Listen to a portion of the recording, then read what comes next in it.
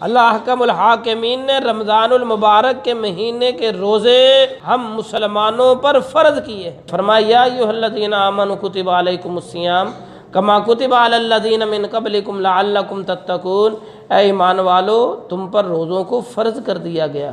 اور یہ یاد رکھنا، یہ ذہن میں رکھنا کہ یہ روزے صرف تم پر ہی فرض نہیں کیے گئے، یہ تم سے پہلے لوگوں پر بھی فرض کیے گئے تھے۔ مقصد کیا ہے؟ لعلکم تتقون، تاکہ تم متقی بن جاؤ، تاکہ تمہارے اندر تقوی پیدا ہو جائے۔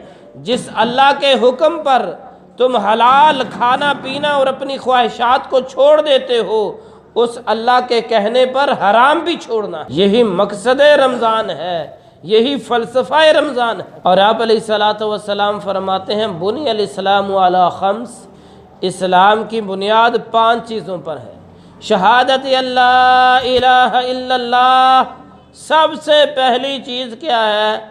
لا الہ الا اللہ کی گواہی دینا۔ عقیدہ توحید صحیح ہونا چاہیے۔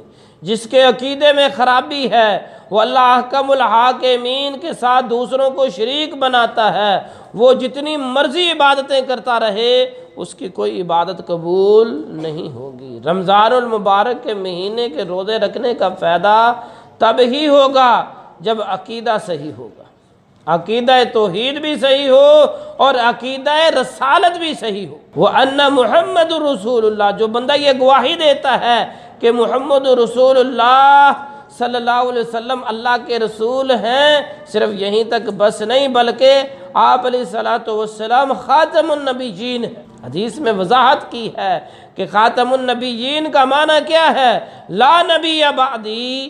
آپ علیہ الصلوۃ والسلام نے کئی ایک مواقع پہ فرمایا ہے کہ میرے بعد کوئی اور نبی نہیں آئے گا۔ وَإِقَامِ الصَّلَاةِ، اور نماز کو قائم کرتا ہے۔ نماز کو قائم کرنا ہے روزے کے ساتھ ساتھ۔ اگر روزہ رکھا ہے نماز نہیں پڑھی پھر بھی کوئی فائدہ نہیں۔ اب اس کا مطلب یہ نہیں کہ روزہ چھوڑ دیں، مطلب یہ ہے کہ نمازوں کو درست کرنا ہے۔ حدیث آپ نے کئی مرتبہ سنی ہے کہ آپ علیہ الصلوۃ والسلام نے فرمایا سب سے پہلے قیامت کے دن جس چیز کا حساب ہوگا وہ کیا ہے؟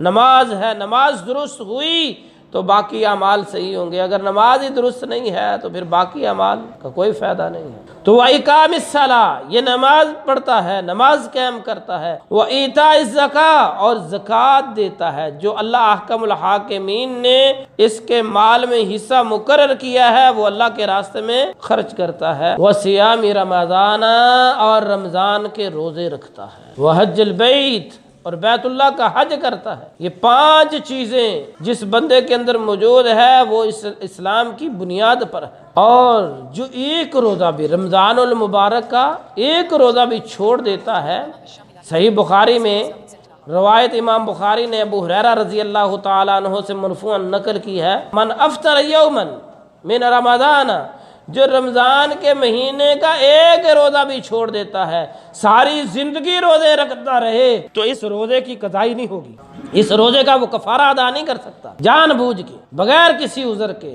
بیمار بھی نہیں ہے، سفر پر بھی نہیں ہے، جان بوجھ کے رمضان کا روزہ چھوڑ دیتا ہے۔ آپ نے کئی لوگوں کو سنا ہوگا اور جی روزے تو وہ رکھیں جن کے گھر دانے نہیں ہے، گندم نہیں ہے، ہم کیوں رکھیں رمضان کا روزہ؟